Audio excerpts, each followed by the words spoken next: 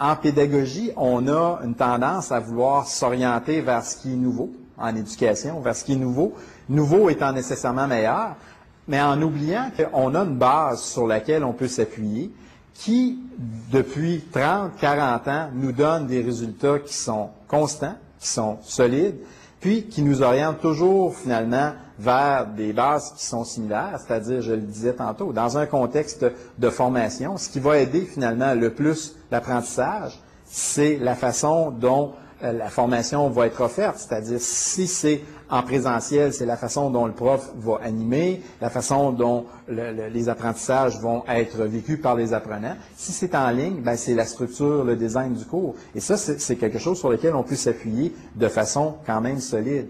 Mais de par le fait qu'on a tendance à partir sur des modes, l'idée étant que tout se vaut en pédagogie. Il n'y a pas une approche qui est meilleure que l'autre.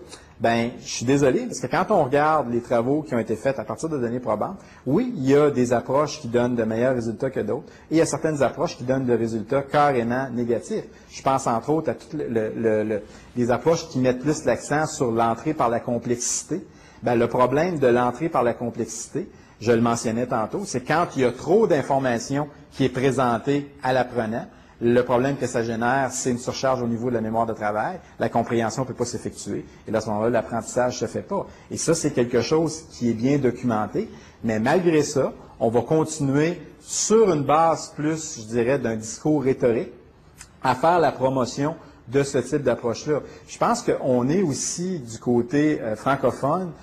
On a à développer une façon de travailler en éducation qui se rapproche peut-être plus des modèles anglo-saxons, parce que actuellement, quand on regarde la base de réforme qui a été lancée dans le monde de l'éducation, on a une réforme ici au Québec qui est semblable à celle qui s'est faite en Suisse puis qui s'est faite en France, basée sur le développement des compétences, puis basée aussi sur l'idée plus d'une entrée par la complexité, c'est-à-dire mettre les élèves dans des situations authentiques qui sont directement en lien avec la vie, pour favoriser le passage de l'école à la vie. En soi, le discours est intéressant, mais le problème, c'est qu'il y a une limite au lien que l'école peut faire avec la vie.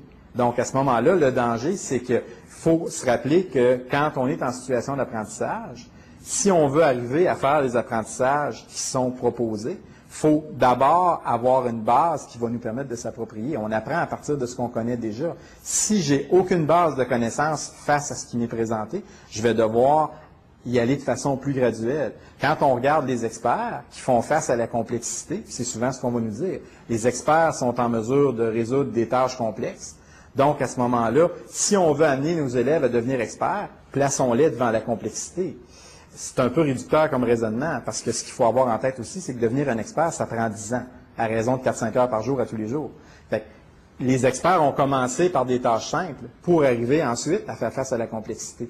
Fait que c'est ce principe-là qui est bien documenté par des recherches qu'on devrait avoir en tête aussi à ce moment-là.